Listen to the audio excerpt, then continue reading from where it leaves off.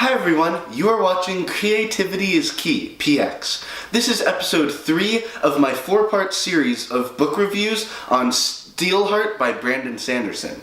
In episode 2, the story left off with the successful mission to blow up the power plant. Now in part 3, we begin with the team unloading some supplies into the base, mostly canned food. Pretty much all food is canned because everything has to be imported because not much of anything can grow in the perpetual darkness caused by Nightwielder. This makes food expensive, so the food that the Reckoners eat is actually pretty fancy compared to what David had in the orphanage/weapons factory.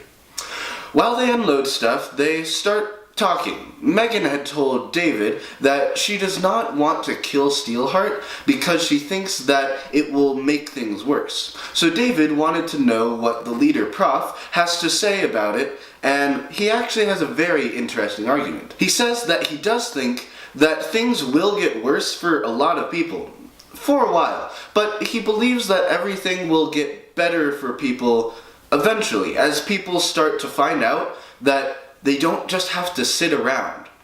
Prof's biggest argument is that if they don't kill Steelheart and show everyone that even the Reckoners can't do it, then that's the end.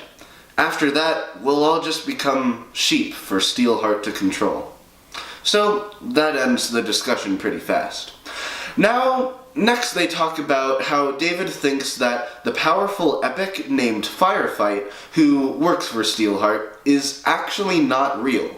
He thinks that instead of having an epic that bursts into flames and can throw fire, that he's actually a very powerful illusionist type epic. This is because there are burns on buildings that don't match the photos or videos, which implies that they had to go back and add them later. They also talk about the secret room that they found in the power plant.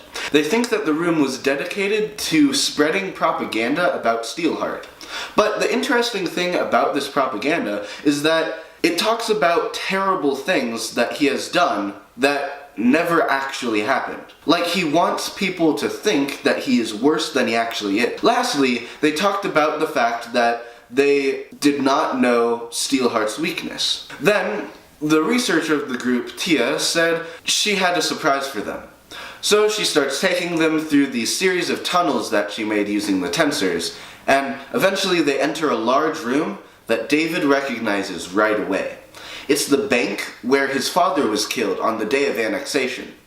Everything was preserved in steel, but the things inside steel boxes, or the vault, were actually insulated from Steelheart's power. This meant that the stuff inside the vault was not turned to steel, so they took everything that they could to study in their lab. Next, they decided what their next move would be. They decided that they wanted to try to take out Conflux, who was the head of enforcement. So, they found a limousine that they think that Conflux was inside. They go by motorcycle and take an energy cannon that they got from a weapons dealer. Their plan is to dress someone up like an epic and make it look like Conflux was killed by an energy blast. Unfortunately, Nightwielder shows up with enforcement and messes some stuff up, which makes them have to improvise.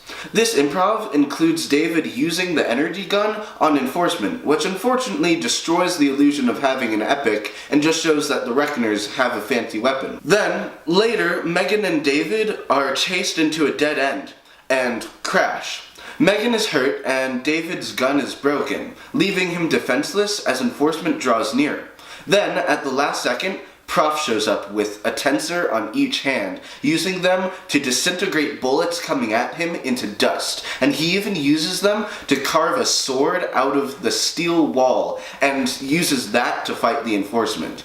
Then, when they look pacified from fear, he says that he is an epic called Limelight, and that he is aggravated and is challenging Steelheart. He said that he had been sending his minions to do missions for him, but he is not afraid to kill Steelheart himself. The enforcement officers believe him and run off to spread the news, ending Section 3 of this book. Now let's go a bit deeper into analysis by connecting the book to current events in real life. One interesting connection I see is that superpowered individuals have been popping up in Steelheart, while superhero movies and media have become very popular to the point where everyone knows who the Avengers are. Also, the dystopian genre is very popular in young adult novels, and this book is arguably very dystopian. Lastly, Steelheart is very much a dictator, and we unfortunately still have dictatorships today, like with Kim Jong-un. Okay, I think that is all the time I have, so don't forget to hit that subscribe button, and remember, creativity is key. Peace out.